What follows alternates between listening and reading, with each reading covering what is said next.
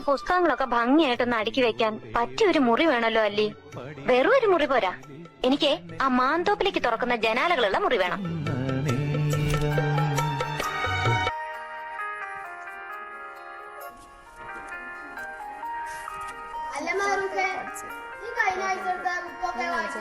അതൊക്കെ എപ്പോഴേ വായിച്ചായിരുന്നു. ഞാൻ ഒരു പുതിയ പുസ്തകത്തിന് തെരച്ചില്ലാണ്. ഈ സന്തോഷ് കുമാർ, തപോമയുടെ അച്ഛൻ. ഈ പുസ്തകാരനെ വായിച്ചിട്ടുണ്ടോ?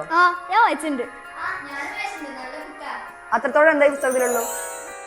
ഞാൻ പറയാം.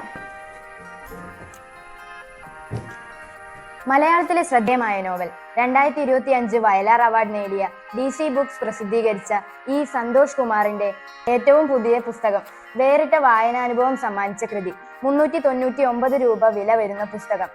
അങ്ങനെ വിശേഷണങ്ങൾ ഏറെയാണ് തപോമയുടെ അച്ഛൻ എന്ന ഈ പുസ്തകത്തിന്.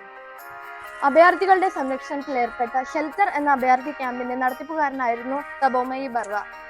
പേര് അന്വർത്ഥമാക്കും പോലെ തപോമയുടെ അച്ഛന്റെ കഥയാണ് തപോമയുടെ അച്ഛൻ. കിഴക്കൻ ബംഗാളിൽ നിന്നുള്ള അഭയാർത്ഥികളായിരുന്നു അച്ഛനായ ഗോപാൽ ബർവയും കുടുംബവും. സുന്ദർബൻസ് ദ്വീപിലേക്കും പിന്നീട് ആ ദ്വീപ് പ്രളയത്തിൽ മുങ്ങിപ്പോയപ്പോൾ കൊൽക്കത്തയിലേക്ക് മാറിയവരാണ്. ഗോപാൽ ബർവയുടെ മാനസിക വൈകാരിക സംഘർഷങ്ങളിലൂടെയാണ് പിന്നീടുള്ള കഥയുടെ പ്രയാണം. കൈപ്പേറിയ ജീവിത സാഹചര്യങ്ങൾ മൂലം സ്വന്തം ജന്മനാട് ഉപേക്ഷിച്ചു പോകേണ്ടി വന്ന ഒരു കൂട്ടം മനുഷ്യരുടെ കഥയാണിത്.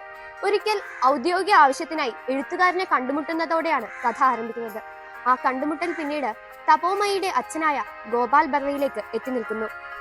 പോയ വർഷത്തിന്റെ അവസാനം ക്രിസ്മസിന് 1-2 ദിവസം കഴിഞ്ഞ് ഒരു ആശംസാ കാർഡ് എനിക്ക് തപാലിൽ കിട്ടി. സന്തോഷകരമായ പുതുവർഷം നേർന്നുകൊണ്ടുള്ള ഒന്ന്. എന്ത് രസമല്ലേ?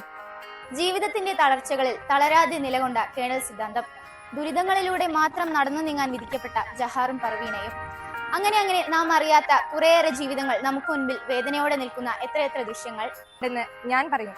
ഒരു ജയിൽ, മെന്റൽ ഹോസ്പിറ്റൽ, പിന്നെ മാറാരോഗികളെ പരിചരിക്കുന്ന ഒരു വാർഡ്. എവിടെയോ വായിച്ച കാര്യം തന്നെ. മനുഷ്യരുടെ അഹന്ത ഉറയ്ക്കാൻ ഇത്തരം സന്ദർശനങ്ങൾ സഹായിക്കും. അതിന്റെ കൂടെ ചേർക്കേണ്ട ഒന്നുകൂടിയുണ്ട്, അഭയാർത്ഥി ക്യാമ്പ്. നാടുവിട്ടു പോകുന്ന ഒരു മനുഷ്യന്റെയും പ്രയാണം എന്ന് എഴുത്തുകാരൻ നമ്മെ ഓർമ്മപ്പെടുത്തുന്നു. വ്യക്തി ജീവിതത്തിനും അപ്പുറം സാമൂഹ്യ ജീവിതത്തെ കൂടി എടുത്തുകാട്ടുന്ന ഒരു ബുക്കാണ് തപോമയുടെ അച്ഛൻ. മഴയുടെ വ്യത്യസ്ത മുഖങ്ങൾ വരച്ചു കാട്ടുന്നുണ്ട് ഈ നോവൽ. ശകാരിച്ചും ഭയപ്പെടുത്തിയും അത് എന്ന എഴുത്തുകാരൻ എഴുതി വെക്കുമ്പോൾ നമ്മളും ആ മഴയെ ഭയത്തോടെ നോക്കുന്നു. തന്റെ ആരുമല്ലാതിരുന്നിട്ടും അറിയാത്ത അഭയാർത്ഥികൾക്കായി സ്വന്തം ജീവിതം ഒഴിഞ്ഞു വെക്കുന്ന തപോമയെ അടുത്തറിയുമ്പോൾ ഓരോ വായനക്കാരന്റെയും മനസ്സ് അറിയാതെ തന്നെ അദ്ദേഹത്തിലേക്ക് അടുക്കുന്നു. സമകാലിക പ്രസക്തി കൊണ്ടും ലളിതവും മനോഹരവുമായ ഭാഷ കൊണ്ടും ആഖ്യാന ശൈലി കൊണ്ടും വായനക്കാർ ഏറ്റെടുത്ത തപോമയുടെ അച്ഛൻ എന്ന പുസ്തകം നല്ല വായനയ്ക്കായി വായനാ സമൂഹത്തിന് മുമ്പിൽ സസ്നേഹം സമർപ്പിക്കുന്നു.